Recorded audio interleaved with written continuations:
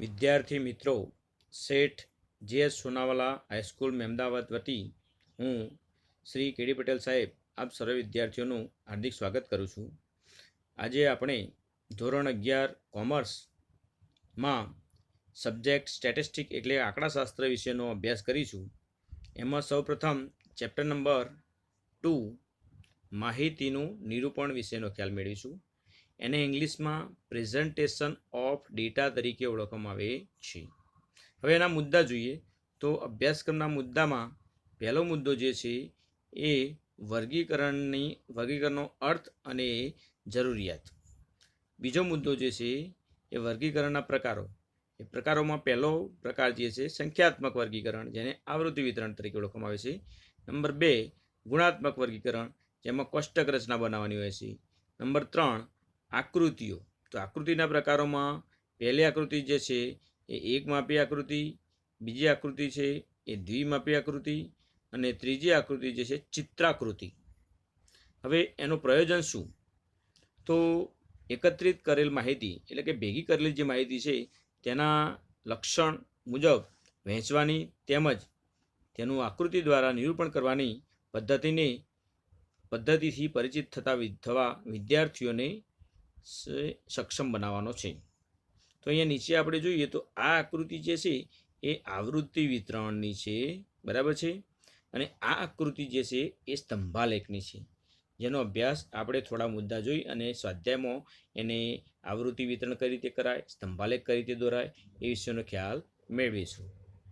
હવે જોઈએ વિદ્યાર્થી મિત્રો, તો સૌપ્રથમ વર્ગીકરણનો અર્થ અને જરૂરિયાત. એમાં પહેલો જે છે તો જોઈએ તો સંખ્યાત્મક ચલ. પહેલું જો શું છે ભાઈ? સંખ્યાત્મક ચલ. તો સંખ્યાત્મક ચલ કોને કહેવાય? જે સંખ્યાત્મક લક્ષણની કિંમત જુદા જુદા એકમો માટે બદલાતી હોય તે સંખ્યાત્મક લક્ષણને સંખ્યાત્મક ચલ કહે છે. શું કહ્યું છે? કે જે સંખ્યાત્મક લક્ષણની કિંમત જુદા જુદા એકમો માટે બદલાતી હોય તે સંખ્યાત્મક માહિતીને ના લક્ષણને સંખ્યાત્મક માપ કહે છે, ચલ કહે છે. દાખલા તરીકે વ્યક્તિની ઉંમર. તો વ્યક્તિની ઉંમર જે છે એ 10 વર્ષ, 15 વર્ષ, 20 વર્ષ, 30 વર્ષ એમાં મપાય છે. બીજું જે છે એ વસ્તુની કિંમત છે. તો વસ્તુની કિંમત જે છે એ 10 રૂપિયા, 20 રૂપિયા, 30 રૂપિયા, 100 રૂપિયા એ પણ આંકડામાં મપાય છે, એટલે એને પણ આપણે સંખ્યાત્મક ચલ કહીશું. કંપનીનો નફો જે હોય એ 10,000 રૂપિયા, 20,000 રૂપિયા, 50,000 રૂપિયા, લાખ રૂપિયા, તો એ પણ એક શું છે? સંખ્યા જ છે, એટલે એને સંખ્યાત્મક ચલ તરીકે ઓળખીશું. કુટુંબ દીઠ બાળકોની સંખ્યા. તો કુટુંબ દીઠ બાળકોની સંખ્યા એટલે એક બાળક હોય, 2 બાળક હોય, કોઈ કુટુંબમાં 1 બાળક હોય, કોઈ કુટુંબમાં 2 બાળક હોય, કોઈ કુટુંબમાં 3 બાળક હોય. તો એ જે છે એ પણ આપણે આંકડામાં માપીએ છીએ, સંખ્યામાં માપીએ છીએ, એટલે એ બધી કેવી માહિતી છે? સંખ્યાત્મક માહિતી છે. નંબર 2 ગુણાત્મક ચલ કે ગુણધર્મ.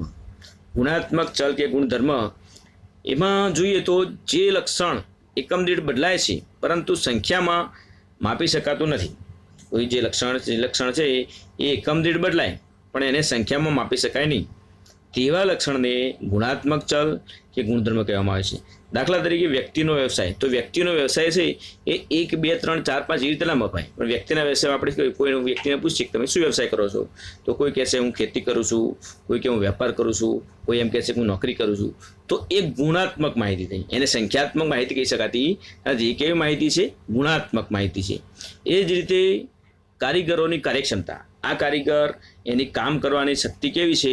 એ થોડો મંદો છે, થોડો કોઈ હોશિયાર છે, વધારે પડતો હોશિયાર છે, કોઈ કામ કરી વધારે ઝડપથી કરી શકે છે, તો કોઈ ધીરે ધીરે કરે છે. તો એની કાર્યક્ષમતા એ પણ કંઈ આંકડામાં માપી શકાતી નથી. એને માપવા માટે એક ગુણધર્મનો ઉપયોગ કરવો પડશે કે ભાઈ એની કામગીરી ઓછી છે, એનું કામ ઝડપી છે, બરાબર. તો આ બધી જે છે એ ગુણાત્મક ચલ માહિતી થઈ. હવે સંખ્યાત્મક ચલના પ્રકારો, ટાઈપ્સ ઓફ ન્યુમેરિકલ વેરિયેબલ. તો પહેલું અસતત ચલ. અસતત ચલ એટલે ડિસ્ક્રીટ વેરિયેબલ. તો જે ચલ એ સીમાઓ વચ્ચેની નિશ્ચિત કે ગણી શકાય તેટલી કિંમતો જ ધારણ કરી શકે તેમ હોય તેને અસતત ચલ કહેવામાં આવે છે. જેમ કે 16 દીઠ ફૂલની સંખ્યા. 16 દીઠ ફૂલની સંખ્યા તો જો એ બગીચાની અંદર આપણે જોઈએ તો કોઈ પણ એક ગુલાબનો છોડ હોય, કરેણનો છોડ હોય, તો એ બધા છોડમાં આપણે કોઈ કે ભાઈ આના ફૂલ કેટલા છે ગણી કાઢો, તો એને આપણે ગણી શકીએ છીએ, એટલે સંખ્યાત્મક ચલ તરીકે ઓળખાય છે. એ જ રીતે પ્રતિદિન થતા માર્ગ અકસ્માતની સંખ્યા, તો કોઈ એક મહિનો લઈએ કે ભાઈ આ જુલાઈ મહિનો લઈએ આપણે, જુલાઈ મહિનામાં 1લી તારીખે કેટલા અકસ્માત થયા હતા 30, બીજી તારીખે કેટલા અકસ્માત થયા હતા 10, ત્રીજી તારીખે કેટલા થયા હતા 5, ચોથી તારીખે કેટલા થયા હતા 8. તો એ પણ શું છે, એક સંખ્યા છે. એ આંકડો શું દર્શાવે છે, સંખ્યા દર્શાવે છે. એ જ રીતે કુટુંબ દીઠ બાળકની સંખ્યા, એ પણ હમણાં આપણે વાત કરીએ કે કુટુંબ દીઠ બાળકની સંખ્યા, કે ભાઈ તમારા કુટુંબમાં, એ નરેશભાઈના કુટુંબમાં, મહેશભાઈના કુટુંબમાં, તો એ બધાના કુટુંબમાં બાળકોની સંખ્યા કેટલી છે, તો એ શું છે, એક સંખ્યા દર્શાવે છે. તો એને આપણે એવી જે નિશ્ચિત ગણી શકાય તેવી હોય એવું જે ચલ છે એને અસતત ચલ તરીકે ઓળખીશું. એ જ રીતે હવે સતત ચલ, તો જે ચલ નંબર 2 જે છે એ સતત ચલ તમે જોઈ શકો છો મિત્રો. તો સતત ચલ એટલે કે જે ચલ 2 સીમાઓ વચ્ચેની માપી શકાય તેવી બધી જ કિંમતો ધારણ કરી શકે તે ચલને સતત ચલ કહેવામાં આવે છે. જેમ કે વ્યક્તિની ઉંમર વર્ષમાં, આપણે જોઈએ કે કોઈ આપણી બધી સ્કૂલ જે છે અથવા તમારા ગામના જે લોકો હોય એ બધાની ઉંમરની ગણતરી કરવી હોય તો ભાઈ એટલે બધાને લખવા જઈએ તો કેટલું બધું લાંબુ થાય. તો એના માટે આપણે શું કરવું પડે, વર્ગ કરવો પડે. કોઈ 0 થી 10 વર્ષની ઉંમરના કેટલા બાળકો છે અથવા કેટલી વ્યક્તિ છે, 10 થી 15, 10 થી 20 વર્ષની ઉંમરના કેટલા બાળકો છે, 20 થી 30 વર્ષની ઉંમરના કેટલા વ્યક્તિઓ છે, 30 થી 40 વર્ષનો. તો એ જે છે એ શું થયું, એક સીમા થઈ ગઈ. 10 થી 20, 20 થી 30, 30 થી 40, એટલે એની સીમા બંધાઈ ગઈ.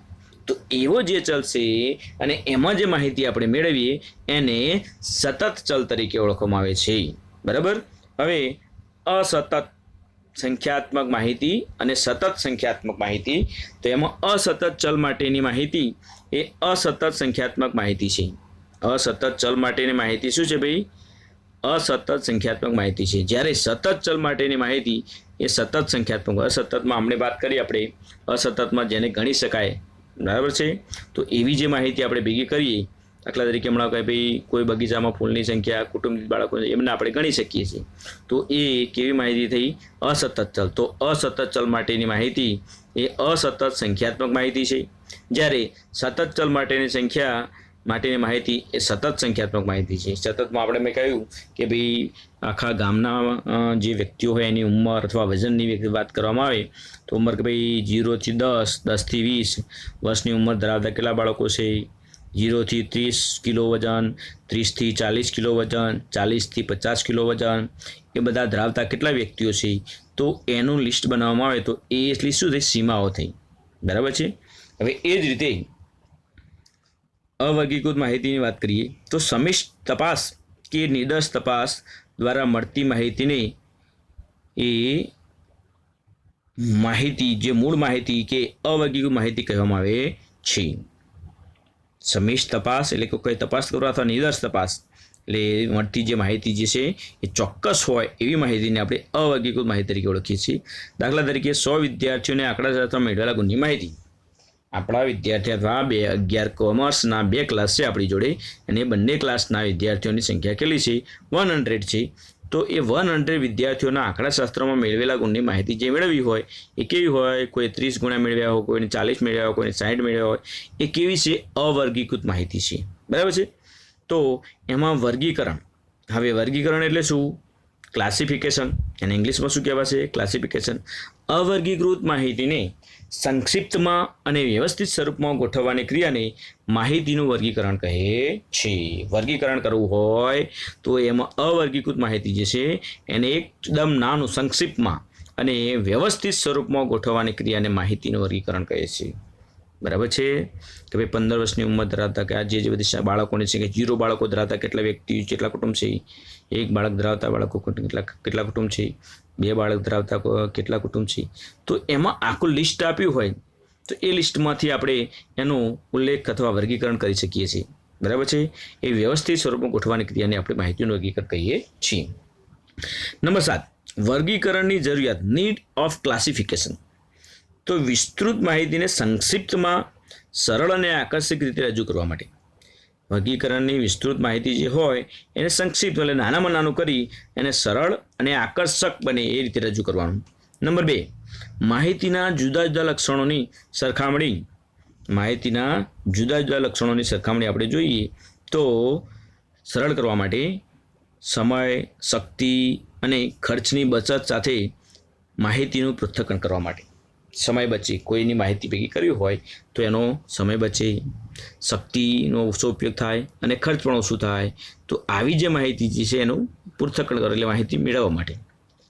હવે વર્ગીકરણના પ્રકારો, ટાઈપ્સ ઓફ ક્લાસિફિકેશન્સ. તો એમાં પહેલું સંખ્યાત્મક વર્ગીકરણ. જો બધું એકનું એક જ છે પણ એને આપણે સમજવાનું છે. ખાલી સંખ્યાત્મક માહિતી એટલે ગણી શકાય. સંખ્યાત્મક માહિતી 1, 2, 3 એ સંખ્યા હોય ને સંખ્યાત્મક માહિતી કહે છે. હવે સંખ્યાત્મક વર્ગીકરણ એટલે શું? તો સંખ્યાત્મક ચલ, અસતત ચલ અને સતત ચલની માહિતીના વર્ગીકરણને સંખ્યાત્મક વર્ગીકરણ કહે છે. સંખ્યાત્મક ચલ આપણે આગળ શીખી ગયા, જેને ગણી શકાયો હોય. અસતત ચલ બરાબર છે અને સતત ચલની માહિતીના વર્ગીકરણને સંખ્યાત્મક વર્ગીકરણ કહેવામાં આવે છે. આવું વર્ગીકરણ આવૃત્તિ વિતરણ તરીકે ઓળખાય છે. આવૃત્તિ આપણે મેં પહેલાં જ તમને આગળના પેજો પર મેં તમને દેખાડ્યું, જે પેલા એ પહેલી પેજ પર જે આકૃતિ ડાબી બાજુ હતી એ શાની હતી? આવૃત્તિ વિતરણની. તો આવૃત્તિ વિતરણ દર્શાવવાનું જે પદ્ધતિ છે એને સંખ્યાત્મક વર્ગીકરણ કહે છે. હવે આવૃત્તિ વિતરણ એટલે શું? તો અસતત ચલ કે સતત ચલની માહિતીને એ ચલના મૂલ્ય અનુસાર વર્ગીકૃત કરવામાં આવે છે. તો તેવી માહિતીને આવૃત્તિ વિતરણ કહેવામાં આવે છે. બરાબર છે વિદ્યાર્થી મિત્રો? હા, હવે આગળ જોઈએ તો આવૃત્તિ વિતરણના પ્રકારો. Types of frequency distribution. તો અસતત આવૃત્તિ વિતરણ, એમાં પહેલો જે છે અસતત આવૃત્તિ વિતરણ. અસતત એટલે કેવું? તો ડિસ્ક્રીટ ફ્રીક્વન્સી ડિસ્ટ્રીબ્યુટેશન. તો અસતત ચલની માહિતીને ચલના વિવિધ મૂલ્ય અનુસાર કયું મૂલ્ય કેટલી વખત આવે છે, અર્થાત મૂલ્યને અનુરૂપ આવૃત્તિ દર્શાવવા કોષ્ટકને અસતત આવૃત્તિ વિતરણ કહેવામાં આવે છે. જેમ કે બાળકોની સંખ્યા મુજબ કુટુંબોની સંખ્યા દર્શાવતું કોષ્ટક અસતત આવૃત્તિ વિતરણ છે. તમને 10 કે 15 કે 20 25 નામ આપ્યા હોય, એ નામ આપ્યા હોય અને એમાં કયું હોય કે 30 નામ આપ્યા હોય તો કે ભાઈ 0 કુટુંબ ધરાવતા કેટલા વ્યક્તિ જેટલા કુટુંબ છે તો આપણે આખી લિસ્ટ આપી દીધું હોય. બરાબર? તેમાં લિસ્ટમાંથી એક વારા પરથી આમ લીટા કરતા જઈએ. બરાબર? પહેલી આકૃતિમાં જે હતું એમ એને પછી એ પરથી એને ગણી શકાય છે, સરળતાથી ગણી શકાય છે. બરાબર છે? એ આપણે આલેખ જોઈશું એટલે ખબર પડશે સંખ્યાત્મક માહિતીનો. હવે નંબર 2, અસતત આવૃત્તિ વિતરણ.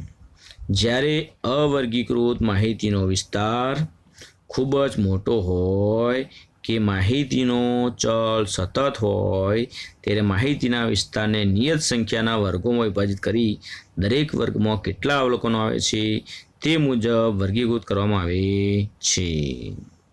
એટલે કે જુદા જુદા વર્ગોને અનુરૂપ આવૃત્તિઓ દર્શાવતા કોષ્ટકને સતત આવૃત્તિ વિતરણ કહેવામાં આવે છે. જેમ કે કોઈ એક વર્ષ દરમિયાન મેળવેલ નફામાંના જુદા જુદા વર્ગો મુજબ કંપનીઓની સંખ્યા દર્શાવતું કોષ્ટક એ સતત આવૃત્તિ વિતરણ છે. સમજ પડી વિદ્યાર્થી મિત્રો? અથવા તો બીજું જોઈએ તો સતત આવૃત્તિ વિતરણ એટલે કહ્યું છે કે કોઈ એક વર્ષ દરમિયાન મેળવેલો નફો પહેલી તારીખથી માંડી છેલ્લી તારીખ સુધી કેટલો નફો મેળવ્યો છે તે એના જુદા જુદા વર્ગો મુજબ મેળવવામાં કંપની દ્વારા મેળવવામાં આવે છે. એટલે દાખલા તરીકે વિદ્યાર્થીઓની સંખ્યા જે છે એ વિદ્યાર્થીઓની સંખ્યા ધોરણ 11માં 10 વર્ષ 15 16 વર્ષવાળા કેટલા વ્યક્તિઓ કેટલા છોકરા છે, 17 વર્ષવાળા કેટલા છે, 15 વર્ષ. તો એવી જે માહિતી ભેગી કરવાની છે એને આપણે સતત આવૃત્તિ વિતરણ કહીશું.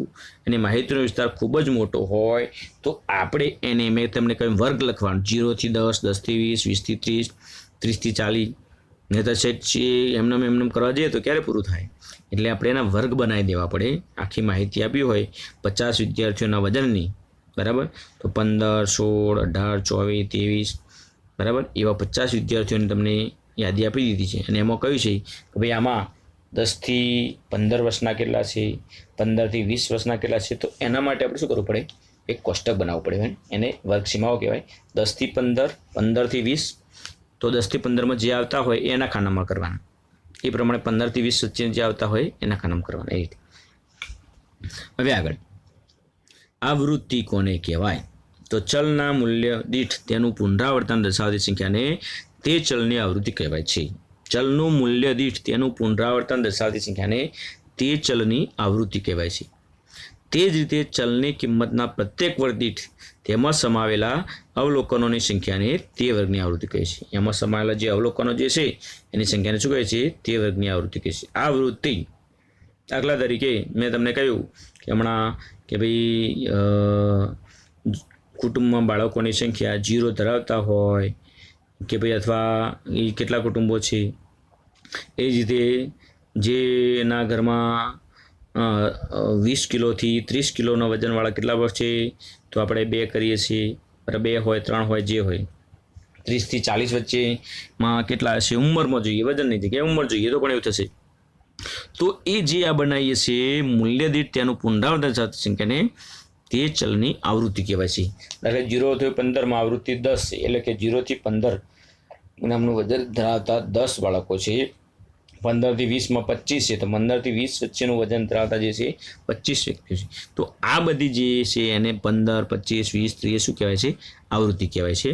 હવે વિસ્તાર, તો માહિતીના સૌથી મોટા અવલોકન અને સૌથી નાના અવલોકનની કિંમતના તફાવતને વિસ્તાર કહેવાય છે. માહિતીનું સૌથી મોટું અવલોકન અને સૌથી નાનું અવલોકન, બરાબર. અવલોકનો આપેલા હોય 10, 15, 25, 30, 32, 34, બરાબર, 48, 50, 25, 36 એવા 50 અવલોકનો આપે છે.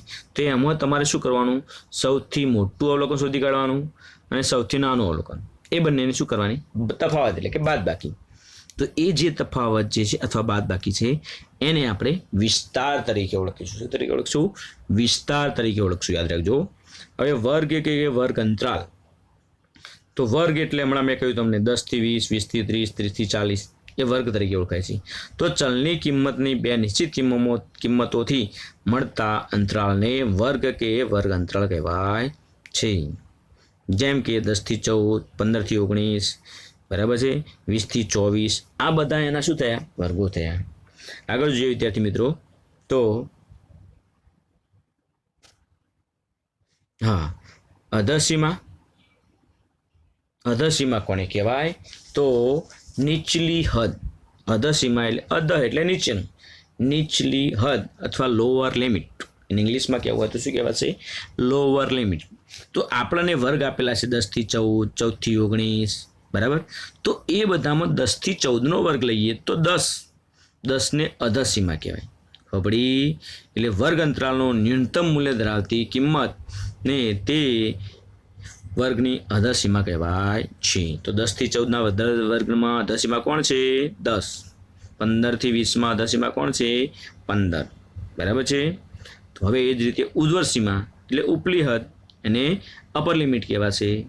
એટલે કે વર્ગ અંતરાલનું મહત્તમ મૂલ્ય એ દર્શાવતી સંખ્યા જે છે તેને તે વર્ગની ઉર્ધ્વસીમા કહેવાય છે. દાખલા તરીકે 10 થી 15, તો 15 એ શું કહેશે? કહેવાય છે ઉર્ધ્વસીમા, અને 10 શું છે? અધસીમા છે, બરાબર છે. લોઅર લિમિટ એટલે અધસીમા, અપર લિમિટ એટલે ઉર્ધ્વસીમા, બરાબર છે. હવે નિવારક સ્વરૂપના વર્ગ અંતરાલ, એક્સ્યુલેટિવ લેસિવ ક્લાસ ઇન્ટરવલ. જે વર્ગ અંતરાલમાં તેની ઉર્ધ્વસીમાનો સમાવેશ તે વર્ગ અંતરાલના ન કરતા તે પછીના વર્ગના અંતરાલમાં કરવામાં આવે તેને નિવારક સ્વરૂપના વર્ગ અંતરાલ કહેવામાં આવે છે. ફરીવાર સાંભળજો, જે વર્ગ અંતરાલમાં તેની ઉર્ધ્વસીમાનો સમાવેશ જે તે વર્ગના અંતરાલમાં ન કરતા તે પછીના વર્ગના અંતરાલમાં કરવામાં આવે તેને નિવારક સ્વરૂપના વર્ગ અંતરાલ કહેવાય છે. દાખલા તરીકે 10 થી 20, 20 થી 30 એવા વર્ગો આપ્યા છે. તો તમે 20 જે એ વજનનો આંકડો છે કે 10 થી 20 વજન ધરાવતા કેટલા છે? 20 થી 30. તો 20 કિલોગ્રામ વજન જે છે એને સાવ કયા અંતરાલમાં લખવાનું? 10 થી 20માં લખવાનું કે 20 થી 30માં? તો એને ક્યાં લખવાનું? 20 થી 30માં. એવી જે છે એવું સ્વરૂપ જે છે એને નિવારક સ્વરૂપનો વર્ગ અંતરાલ કહેવાય છે. ફરીવાર સમજો 10 થી 20 અને 20 થી 30 છે તો તમને મૂંઝવણ થાય કે જે 20 આવતું હોય 20 કિલોગ્રામ વજન અથવા 20 વર્ષ એને 10 થી 20માં મૂકવાનું કે 20 થી 30માં મૂકવાનું તો એને ક્યાં મૂકવાનું 20 થી 30 એને નિવારક સ્વરૂપનો વર્ગ અંતરાલ કહેવાય છે ઓકે હવે એ જ રીતે એટલે કે 10 થી 20ની ઉર્ધ્વસીમા 20નો સમાવેશ તે જ વર્ગના અંતરાલમાં ન કરતા એટલે જે 10 થી 20માં નહીં કરવાનો પણ એના પછીનો વર્ગ કયો થયો 20 થી 30 એમાં કરવાનો છે તો એવા વર્ગને આપણે નિવારક સ્વરૂપનો વર્ગ અંતરાલ કહીએ છીએ અનિવારક તો અનિવારકમાં કેવું છે એનાથી ઊંધું છે જે તે વર્ગના અંતરાલમાં તેની ઉર્ધ્વસીમાનો સમાવેશ તે જ વર્ગ અંતરાલમાં ન કરવામાં આવે એ તે જ વર્ગ અંતરાલમાં કરવામાં આવે તેને અનિવારક સ્વરૂપના વર્ગ અંતરાલ કહેવાય છે સમજ પડી પરિવાર સમજો પહેલામાં શું કીધું છે જે વર્ગ અંતરાલમાં તેનો ઉર્ધ્વસીમાનો સમાવેશ તે વર્ગમાં ના કરતા તેના પછીના વર્ગમાં કરવામાં આવે એવું કેમ હતું કારણ કે એમાં 10 થી 20 અને 20 થી 30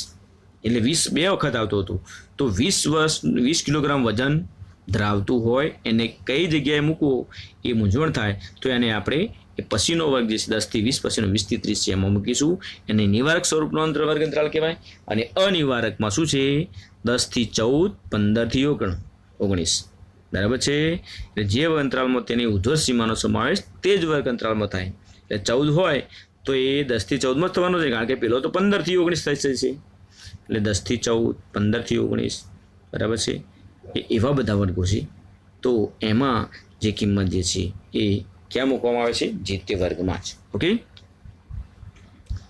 અહીંયા ઉદાહરણ આપે છે જુઓ 10 થી 19 20 થી 29 30 થી 39 તો 10 થી 19ની ઉર્ધ્વસીમા કેટલી છે 19 છે તો 19 વર્ષ ઉંમરની વાત કરવામાં તો 19 વર્ષ સુધીની ઉંમર હોય એને ક્યાં મૂકવો પડે 10 થી 19માં ઓકે એને 20 થી 29 મૂકી શકાય નહીં બરાબર હવે આવૃત્તિ વિતરણ તો આવા વર્ગના અંતરાલ ધરાવતા વિતરણને અનિવારક સ્વરૂપનું વિતરણ કહેવાય છે કે આવૃત્તિ વિતરણ કહેવાય છે જ્યારે અસતત અવર્ગીકૃત માહિતીનો વિસ્તાર પ્રમાણમાં મોટો હોય ત્યારે સામાન્ય રીતે અનિવારક સતત આવૃત્તિ વિતરણ મેળવવામાં આવે છે સમજ પડી ને ભાઈ વિસ્તાર ખૂબ મોટો હોય ત્યારે કઈ પદ્ધતિ વપરાય છે અનિવારક સતત આવૃત્તિ વિતરણ ઓકે હવે અનિવારક સતત અને આવૃત્તિ વિતરણનું નિવારક સતત આવૃત્તિ વિતરણમાં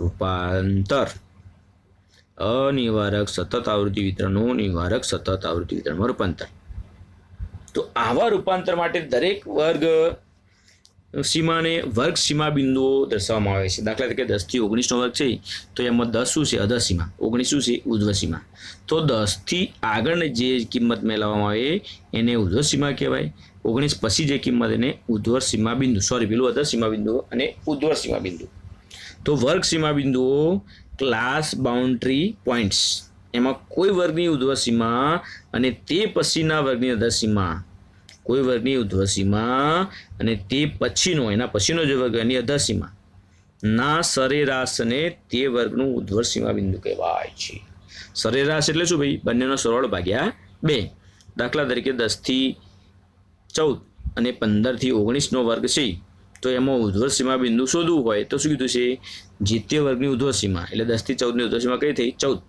અને 15 થી 19 એની અધસીમા તો કઈ થઈ 15 એટલે 14 વત્તા 15 ભાગ્યા 2 કેટલા થાય 14 ને 5 29 ભાગ્યા 2 એટલે 14 દુ 28 એટલે 14.5 બરાબર છે તો એ જે છે એને ઉર્ધ્વસીમા બિંદુ કહેવાય છે અને અધસીમા બિંદુ એટલે તો કોઈ વર્ગની અધસીમા અને તેની આગળના વર્ગની ઉર્ધ્વસીમાની સરેરાશને તે વર્ગનું અધસીમા બિંદુ કહે છે પહેલામાં શું હતું ઉર્ધ્વસીમા અને તેના પછીના વર્ગની અધસીમા તો ઉર્ધ્વસીમા એની સરેરાશને અધસીમા બિંદુ કહેવાય આની અંદર શું છે કોઈ પણ વર્ગની અધસીમા અને તેની આગળનો વર્ગ જે છે એની ઉર્ધ્વસીમાનો તફાવત ના સરેરાશને તે વર્ગનું અધસીમા બિંદુ કહે છે દાખલા તરીકે અહીંયા 10 થી 14 15 થી 19 20 થી 24 છે તો 20 થી 24 લઈએ તો 20 એ વર્ગની શું થઈ અધસીમા એની આગળના વર્ગની ઉર્ધ્વસીમા કઈ થાય 19 એટલે 20 વત્તા 19 ભાગ્યા 2 39 ભાગ્યા 2 એટલે 19 દ્વારા એટલે 19.5 થશે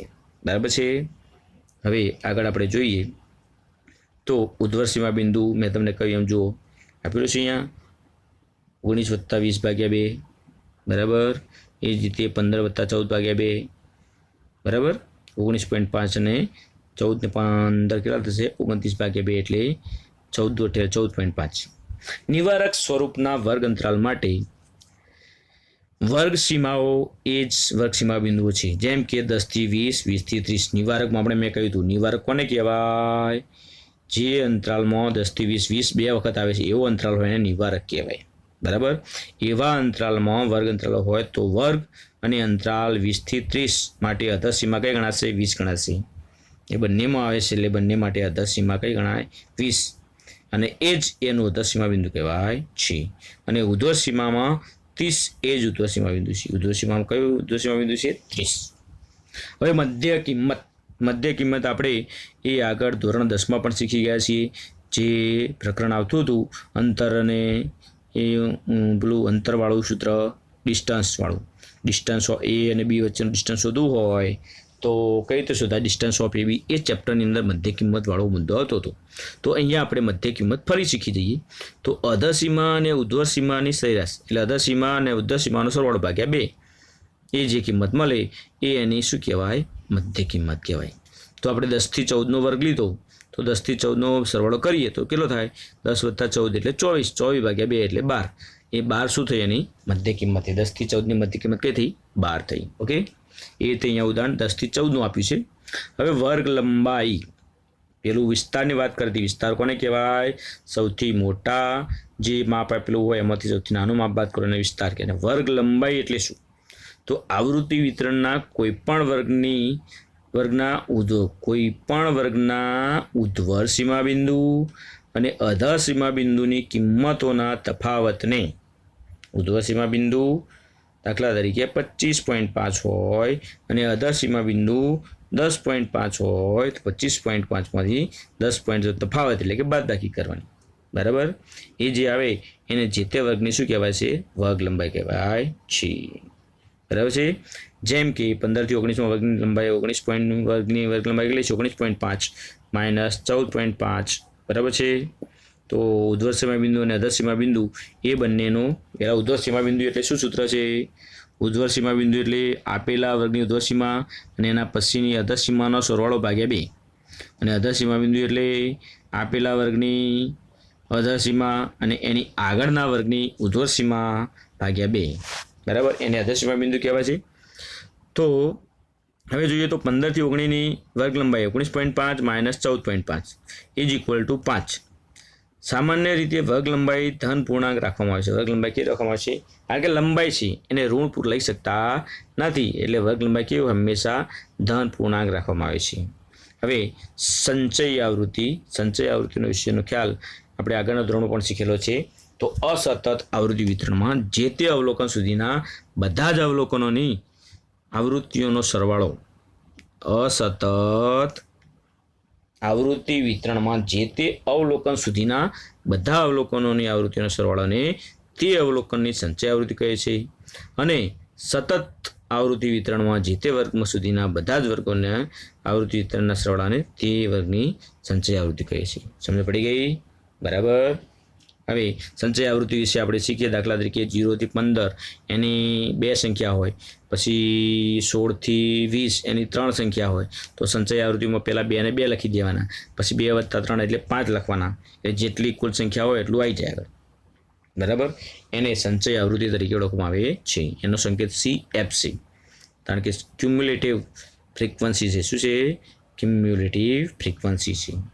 નંબર 1 થી ઓછી સંચય આવૃત્તિ વિતરણ. થી ઓછી સંચય આવૃત્તિ વિતરણ તો એમાં વર્ગ અંતરાલના ઉધ્વર સીમા બિંદુથી ઓછી કિંમતવાળા અવલોકનને સમાવતા બધા જ વર્ગોના આવૃત્તિના સરવાળાને શું કહેવાય છે? થી ઓછી સંચય આવૃત્તિ વિતરણ કહેવાય છે. સમજ પડી? વર્ગ અંતરાલ એટલે 10 થી 14, 14 થી 20 એનો વર્ગ અંતરાલ કહેવાય. એમાં ઉધ્વર સીમા બિંદુથી ઓછી કિંમતવાળા ઉધ્વર સીમા બિંદુ જે આપેલું હોય એના કરતાં ઓછી કિંમતવાળા અવલોકનોને સમાવતા બધા વર્ગોની આવૃત્તિઓના સરવાળાને થી ઓછી સંચય આવૃત્તિ કહેવાય છે. આવી સંચય આવૃત્તિને ચડતા ક્રમમાં હોય છે. સંચય આવૃત્તિ શામાં હોય છે? ચડતા ક્રમમાં હોય છે. હવે થી વધુ પ્રકારની સંચય આવૃત્તિ. તો થી વધુ પ્રકારની સંચય આવૃત્તિમાં વર્ગ અંતરાલ ના અધસીમા બિંદુ કે તેથી વધુ કિંમતવાળા અવલોકનોને સમાવતા બધા વર્ગોની આવૃત્તિઓના સરવાળાને થી વધુ પ્રકારની સંચય આવૃત્તિ કહીએ છીએ. શું? વર્ગ અંતરાલ આપેલો હોય 10 થી 14, બરાબર, 15 થી 19, તો એ બંનેનો અધસીમા બિંદુ અને ઉર્ધ્વસીમા બિંદુ, બરાબર. તો વર્ગ અંતરાલના અધસીમા બિંદુ કે તેથી વધુ કિંમતવાળા, શું? વર્ગ અંતરાલના અધસીમા બિંદુ કે તેથી વધુ કિંમતવાળા અવલોકનોના સમાવતા બધા વર્ગોની આવૃત્તિઓનો સરવાળો ને થી વધુ સંચય આવૃત્તિ કહીએ છીએ. થી વધુ પહેલું અધસીમા બિંદુ લેવા, દાખલા 10 થી 15 છે તો 10નું અધસીમા બિંદુ કેટલું થાય? 9.5, એટલે 9.5 થી વધુ, બરાબર છે. પછી 14 હોય તો 14.5 થી વધુ, એવું જે આવૃત્તિ વિતરણ બને એને થી વધુ પ્રકારનું સંચય આવૃત્તિ વિતરણ કહેવાય છે. મોર દેન CF. સંચય આવૃત્તિ વિતરણ તો કોમ્યુલેટિવ ફ્રીક્વન્સી ડિસ્ટ્રીબ્યુશન. તો ચલ કિંમતોના મૂલ્ય દીઠ કે વર્ગ અંતરાલ દીઠ તેને અનુરૂપ સંચય આવૃત્તિ દર્શાવવામાં આવે છે. તો તેવી ગોઠવણીને સંચય આવૃત્તિ વિતરણ કહેવાય છે. ચલ કિંમતોના મૂલ્ય દીઠ કે વર્ગ અંતરાલ દીઠ તેને અનુરૂપ સંચય આવૃત્તિ વિતરણ દર્શાવવામાં આવે છે. તો તેની ગોઠવણીને સંચય આવૃત્તિ વિતરણ કહેવાય છે. બરાબર છે. એ જ રીતે સંચય આવૃત્તિ વિતરણના પ્રકારો. તો એમાં પહેલો થી ઓછા પ્રકારનું સંચય આવૃત્તિ વિતરણ. તો અંતરાલના ઉર્ધ્વસીમા બિંદુ અને તેને અનુરૂપ સંચય આવૃત્તિ દર્શાવતી ગોઠવણીથી ઓછા પ્રકારનું સંચય આવૃત્તિ વિતરણ કહેવાય છે. એટલે સંચય આવૃત્તિ જે છે એમાં થી વધુ પ્રકારનું હોય એટલે નીચે જઈએ એટલે વધતું જાય, થી ઓછામાં શું થાય? નીચે જઈએ એમ ઓછું થતું જાય. બરાબર છે. હવે આગળ જોઈએ આપણે તો શું થશે? થી વધુ પ્રકારનું સંચય આવૃત્તિ વિતરણ. તો વર્ગ અંતરાલના અધસીમા બિંદુ અને તેને અનુરૂપ સંચય આવૃત્તિ દર્શાવતી ગોઠવણીને થી વધુ પ્રકારનું સંચય આવૃત્તિ કહે છે. કોઈ પણ વર્ગનો અધસીમા બિંદુ અને તેને અનુરૂપ સંચય આવૃત્તિ, બરાબર છે. તો એવું જે ગોઠવણી હોય એને થી વધુ પ્રકારનું સંચય આવૃત્તિ વિતરણ કહેવાય છે. હવે ગુણાત્મક વર્ગીકરણ વિશેનો એ બીજો ખ્યાલ છે અને આકૃતિઓ એ આપણે નેક્સ્ટ પીરિયડમાં શીખીશું. બસ આટલે સુધી આપણે રાખીએ છીએ વિદ્યાર્થી મિત્રો.